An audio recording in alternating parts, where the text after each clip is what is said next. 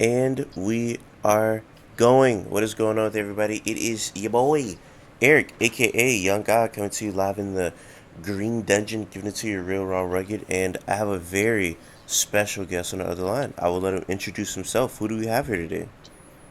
What's up, y'all? My name is Shad. Hey, man, how you doing? I'm doing well. How are you? I'm doing pretty good, man. Thank you for coming today, man. You know what I'm saying? You're like, So I'm from the South in America. I'm from Florida specifically, Yep. and in Canada. So like as you know, in America, like what we see outside of America is very limited. It's like you kind of gotta like do your own research. But like out there or in the UK, from what I've always heard, you guys get a lot of our media. So rather if it's TV, movies, whatever, you know what I'm saying? We're like Canada. There's stuff where I'm like, wait, what? Like for example, I'll show you something that blew my mind. Do you guys have Kraft peanut butter and jelly? Yes. We don't. That's a Canada thing. That's Really? See, every Canadian person I tell that to, they're mind blown. That's not all over the world. That's a y'all thing.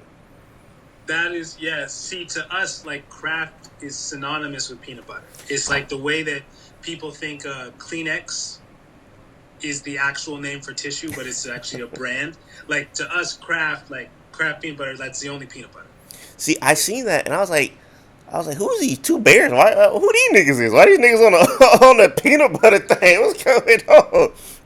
So it's funny. I say that to say it's like okay, it's perfect. You said that's synonymous. I feel like you are synonymous with like Canadian hip hop.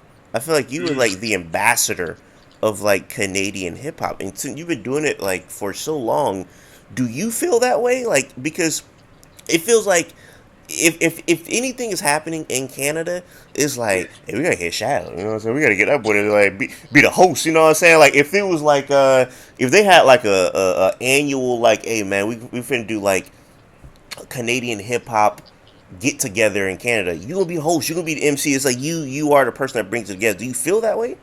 Yeah, I've definitely. Well, I'll say there's a few really important figures in Canadian hip hop. You know, Cardinal Offishall is another one that's very much considered like our ambassador, right? A few others, Maestro is considered like our godfather. But yeah, when you're talking about that, I was thinking about last summer with the Kendrick and Drake. I was doing like 5 interviews a day on like Canadian media. Like everybody, I was the go-to to break it down.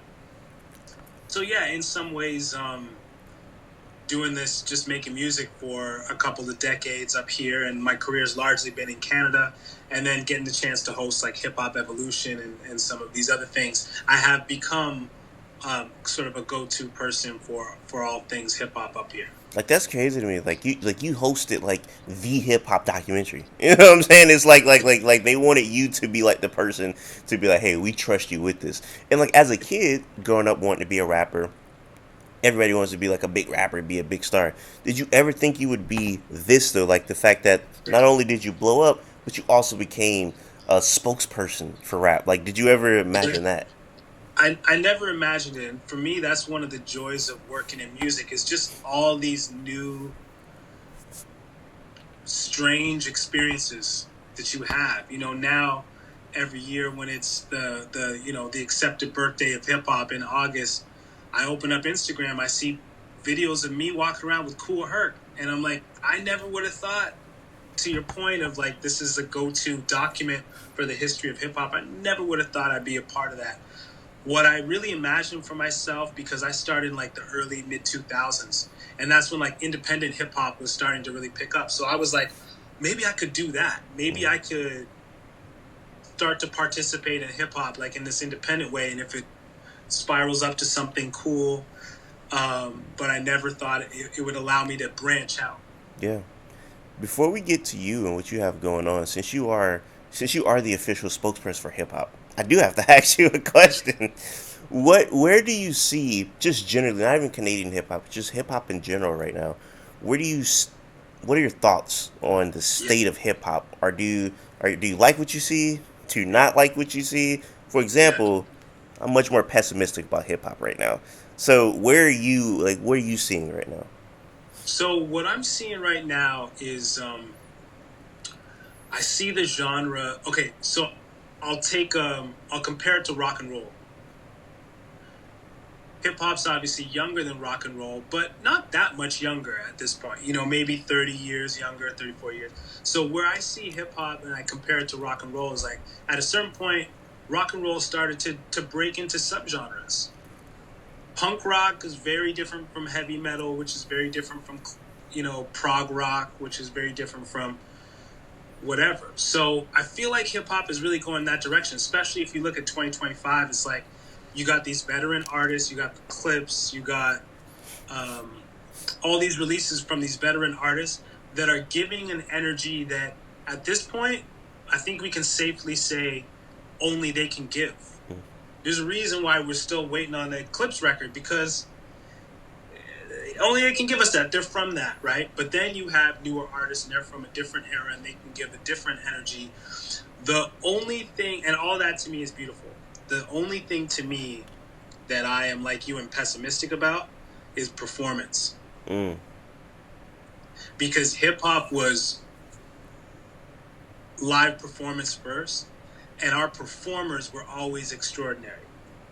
Always. You went to see a rap like other genres didn't want to share bills with us because we come on stage and destroy the crowd. That's what hip hop was.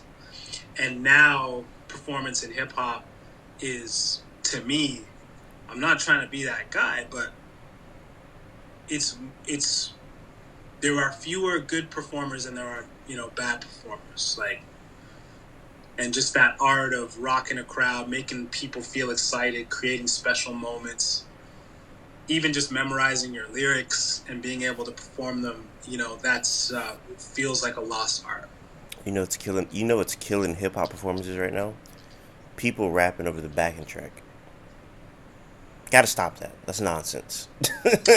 I'm trying to look at it another way, but I can't see how it's not nonsense. Like, because from an audience standpoint, I'm like, well, what do you want me to watch?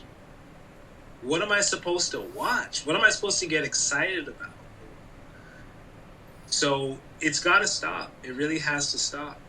I've seen rappers like rap over the backing track and like they're trying to like rap with the track and it just doesn't sound good. Like the acoustics of it doesn't sound good, and it's like this is like messy. You know what I'm saying? Like it's too much going on. You know? So Yeah. yeah. Or I don't know, at the very least, rehearse and get the timing right. Get the tone of your voice right. Pick your spots where you're going to rap with it that's going to make certain moments stand out. Like, practice, rehearse, respect the audience enough to do that. So that's the only aspect of it with hip hop right now where I am pessimistic and I am like, I think we need to be careful, right, about diminishing what we do, right? So, yeah. It feels like right now, as you bring up the clips, the people that are putting out the best music right now are people who at least has been in the game for 10 years. So even the younger people, like Chance the Rapper, just put out an album that I really Yeah. love. He's not an old man, but he's been in the game since he was in high school. You know what I'm saying? So like he's been in the game for a long time. You got the Clips album. Freddie Gibbs puts out something, and somebody like you puts out something, and it's like all of this music is good, and it's like, damn, where's the like young 20-year old that we all are? You know, it's like I think back to like a Joey Badass, where when he first came out, everybody was, oh my gosh, this guy's like 17, but he's rapping so good. It's like, who's that, you know, or who's the 22-year-old that's doing that? So it's like people like yourself, people like the people I just named. I appreciate you guys for caring. You know what I'm saying? Like you guys, it may be an album that I even don't like, but I'll hear an album from my older person. I'll be like, I can see they're putting effort in. You know what I'm saying? I appreciate the effort. Like every song wasn't perfect on here. I don't know if you heard this album, but Slick Rick put out an album this year, Victory, and Yeah.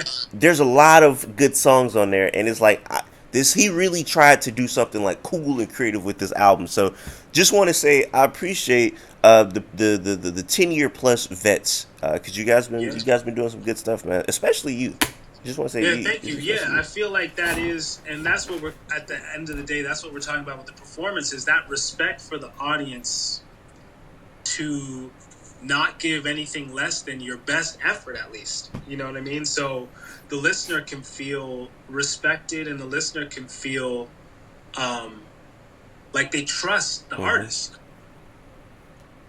when there's a level of effort that's been put in. And it's cool. Like I can see there's younger artists I can see. I can definitely speak to like the Canadian scene in terms of younger artists doing it, but it exists, it's there, but it's more underground.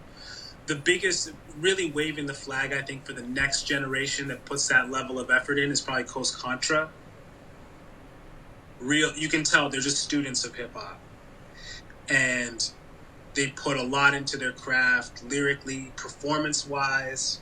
You can just tell they're students. Mm. Like, so it exists. Inspiration, I think, will always get passed on, but the tools to create hip hop and everything, and to perform, it's like everybody just has them, so it's easier. Whereas in our era, when you came up, it's like no one would even let you get on a record unless you have demonstrated you know how to rock a crowd, you know how to rock a party, you can freestyle, you have lyrics. Like you had to jump through all these loops just to get a shot. So um, that just makes it different. The training ground was different. Mm. And it's interesting because listening to Start Anew or listen to any of your music, it's interesting for me because, like I said, I'm from the South and I'm used to hearing very strong Southern accents growing up. So, people in my family, at school, whoever, very strong. Like, I'll give you this, I always laugh at this.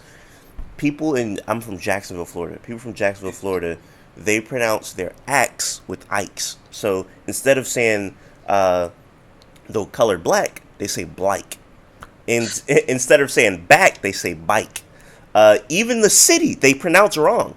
Instead of saying Jacksonville, they say Jacksonville.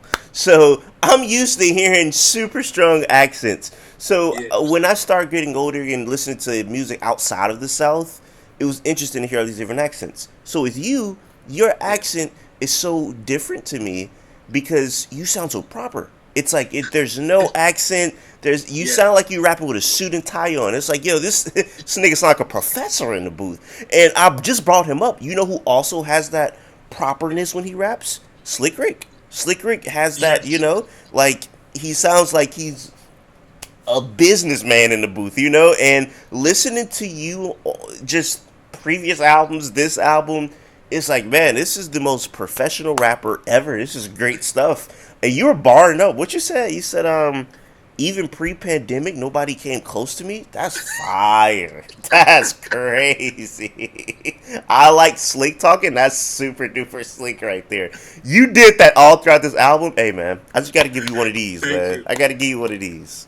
Thank you. So I gotta say, what's interesting is so the part of Canada that I'm from. Okay, so I live in Toronto, but I'm from just 2 hours south of Toronto, like between Toronto and Detroit.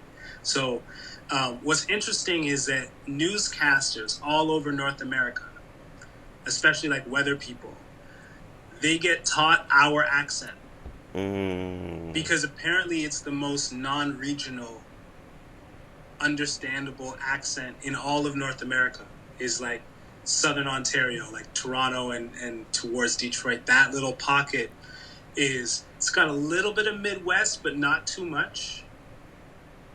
Um, it's just very non-regional accent, non-regional diction. So that's interesting that you noticed that. That is that's actually true.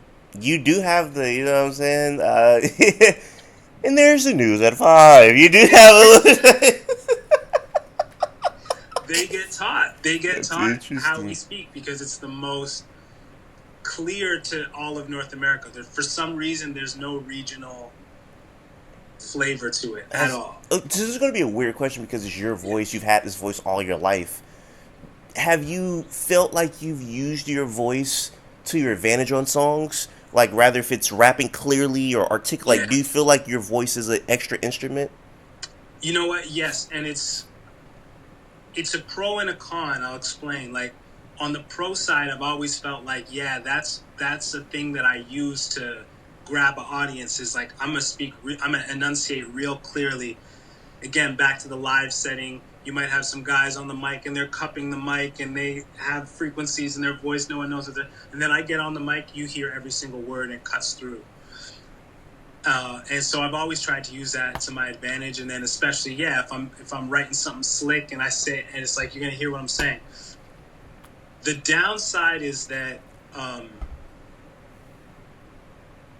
you can't. I find I can't just have some smooth, easy going track where I'm just saying whatever, because you hear every single word that I'm saying. So if I'm saying whatever, people are like, "Man, that guy's just saying whatever," and it doesn't sound as cool as some people's voice, where it's just like a little bit maybe smooth, or it's got a texture to it, and people are just enjoying the tone because they don't really understand the words anyways.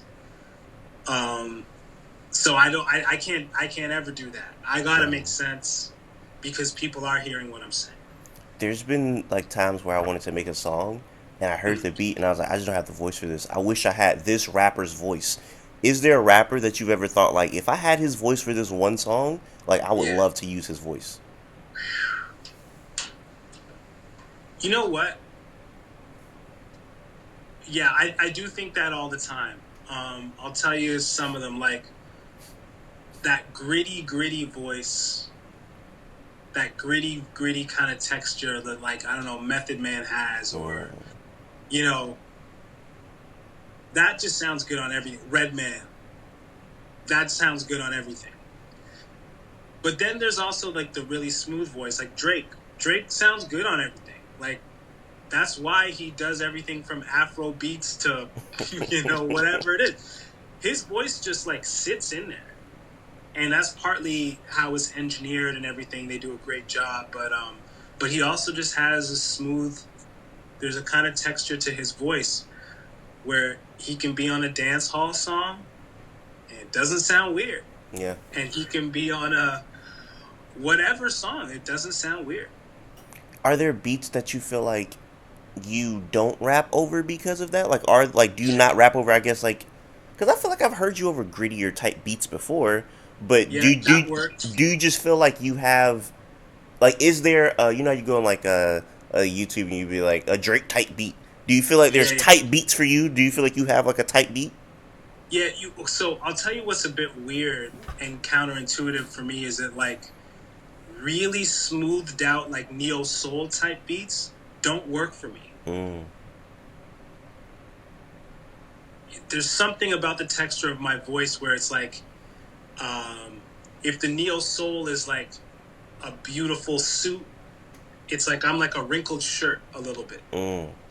in there. There's something about my style that just feels a little bit homemade, and my voice that feels like a little bit homemade, a little bit lo-fi, a little bit kind of, yeah, just kind of got this wrinkled texture to it a little bit. Even though a lot of people kind of associate me with that kind of like smoother, easier kind of vibe, but that it actually doesn't work with my voice, which is strange. It's not what people would think. But when I try to get on that, it's like, nah, dude, you need something a little more hip hop. Like the soul thing doesn't really work. No, like I said, when you say that like everything that you say cuts through and like nobody's going to be mistaken. Like I said, Yeah. I'm listening to everything. What you say? You said I do it for the Raps fans, Scotty Barnes crew. That's fire. That's fire. I like that. Scotty Barnes, also by the way, from Florida. So shout out to Scotty Barnes. So shout out to Scotty. Listen, the Raptors have been blessed by Florida, man. Vince Carter, Tracy McGrady, Yep. like Scotty Barnes. We're basically the Florida Raptors, man. The Florida Raptors. Shout out to T Mac and Vince Carter. But yeah, you like I said throughout this album and like I said, just through your discography, it's a lot of slick talking, and I like people who drop slick bars or whatnot. With this album, let's say this is somebody's. Let's say like I said, let's say this is somebody in America. This is their first exposure to you watching this interview. What should they expect to hear on Starting New? I think they should expect to hear, like you said, it's thoughtful. I care about every single word that I say. So you can expect something thoughtful. You can expect some slick talk on there. But overall, like, I have a message. You know, I'm thinking about the world. I'm thinking about what's going on, not just in the world, but inside of human beings, inside of ourselves. And I'm really trying to figure it out. So I'm doing a lot of exploring. You know, songs like Islands, songs like Happiness. I'm exploring, you know, what really does constitute a good life, what really does make people happy, what really does bring peace or not bring peace, you know, in our hearts. So, like, it's spiritual in that sense. You know what I mean? And so that's what you can expect. That's what you can expect. Did you always feel like you needed a message in your like in your music? Because you know, listen to your music, it's clear that you like have something to say. Like you just don't want to get on a get like I feel like you don't make albums just to like say like nonsense. You know what I'm saying? Like you have something to say. Has that always been important to you? That come, Yeah, you know? that comes. Yeah, that's always been important to me because that comes from my heroes. You know, so I grew up like any kid that loves music. I just turn on the radio. I liked anything that came on, pop, rock, whatever. Every music Yeah. video, I loved it. Michael Jackson, Janet Jackson. It was that era. $3 trillion music videos. You know, I loved it all. But then the first time I saw like Stakes is High by De La Soul, or saw Common and Lauryn Hill do Retrospect for Life and talk about a couple thinking about an abortion, I was like, whoa, music can be that. You can really talk about serious things. Wow. And that rewired my brain and made me go, okay, anytime if I ever do this, I want to be like them. I want to like touch people's hearts and talk about real things that maybe other artists don't talk about. So that goes back to, you know, my inspirations. Not to get in my old man bag, but this is me complaining about hip hop or whatever. But that's one thing that's I've been saying this for a long time. That's one thing that's missing from mainstream hip hop is that it's like they've successfully taken the message out of the mainstream hip hop where you have to look at the underground or you have to look at people, you know, like that's not like it's not easily accessible. You could turn on Most Def in the '90s and he'd be on the radio or he'd be on TV. He was Yeah. very easily accessible, or even like R&B, neo soul, where they had messages were very, you know, it wasn't as big as the other R&B, but Erykah Badu is a mainstream artist that you could find on TV and on your radio, and now to find the people with those messages, they're not easily accessible as they once were, and I really hate that about black music. I really like don't like that. Yeah, you're right. And that is where the thing of culture is important, right? So when you don't think of hip hop or you don't think of black music as a culture, that's when you can take out whatever you want to take out because the data suggests that you should, Mm. right? Whereas when it was understood, no, this isn't just entertainment, it's also culture. It's like then you understood with hip hop, you have to have the consciousness in there and the street in there and the party in there because it's all part of life. It's all part of culture. And so you have to have that. You have to have the 5%ers in there. You have to have this kind of consciousness in there. You have to have stuff that has roots in soul and jazz, and because that's the culture. Um, when it all is reduced to data and metrics, then it's like, okay, well, let's just do what business does, which is sell more of what is selling well and no longer sell what is not selling, you know, at the highest level, with the very few exceptions that carry the torch. You know what I mean? Like a Kendrick Lamar who is, you know, so out of this world as an Yeah. artist that, and the funding is there and everything, so it can penetrate the mainstream. Do you think there's less demand for that type of music? Like, Nope, you I think still the don't. same demand? I do, because guess what? Demand, liking things is based on familiarity. Mm. It's that simple. Yeah. People aren't that critical when it comes to music. People like music, and they'll like what they're exposed to. People like what they're exposed to. Mm. Why do you like your friends? Because they're around. You didn't go around. You didn't go around looking for exactly the right friends. You know what I mean? That is a You fact. you're around who you're around, and that's who you like. And it's always been the same for music. The whole music industry understands that. Everyone involved with music, if you don't understand that, you're in the wrong line of work. Like, familiarity is what makes someone like something to a great degree. Yeah. Right? So it's a matter of exposure, and it's a matter of, feeling that responsibility of, I should expose people to the entirety of the culture and to things that I think are good, because they will like it. It's interesting because it feels like just listening to you speak, like you really have like your finger on the pulse of things, and you follow on Instagram one of my favorite new artists, not a rapper though, Nourished by Time. Yeah. That guy's great. I don't know how you found out about Nourished by Time, but I love him. She's great. I don't even know how I found out by Nourished by Time either, but I'm always on the look. You know what? I think he said something interesting in an interview about being curious about a little era of music that was like not quite the 80s but not quite the 90s, and I was like, yeah, I love that little era too. So you know how sometimes the artist will say something, maybe it's one lyric or maybe one thing in an interview, and you're like, we are kindred. For You sure. know what I mean? For sure. And so, and then that's all it takes. You know what I mean? So I think it was something like that.